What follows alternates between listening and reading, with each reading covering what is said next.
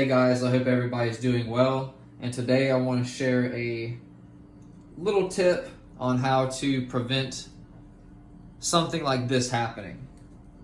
And this being, you have string coming out of a grommet hole and it's just short enough and it won't reach your tension puller.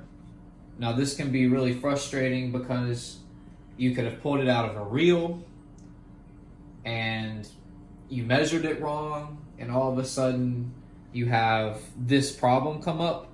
Or it can happen when you are counting the mains off for the one-piece method, and sometimes you can be a little short for one reason or another.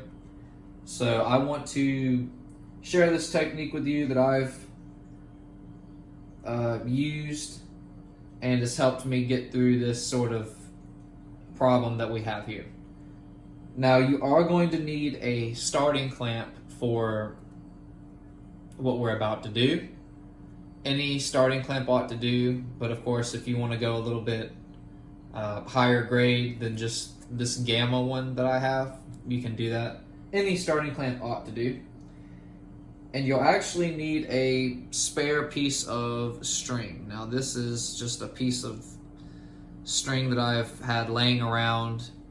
It was from a prototype play test. I kept a little bit of it for who knows why. But it actually is going to help us out here. So what we're going to do is, if you see on the starting clamp, we have 4 little holes on both sides, 2 there and 2 here. So what we're going to do is we're going to take our string, our scrap piece of string, and we're going to stick it through both of the holes. That's not in focus. Maybe that's a little bit better. Yeah, so it's going through both the holes. And we're going to stick the other end, and on the other side we're going to pull it all the way. Whoops, I'm not in that one. And we're just going to pull them both all the way through. So now we have a starting clamp with a piece of string looped around in these holes.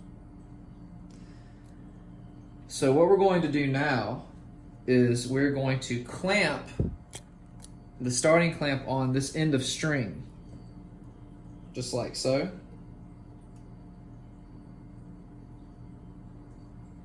And we're going to take our 2 pieces of string, or this 1 piece of scrap string, we're going to put both the pieces together, and we're going to put it down into the tension puller, like so.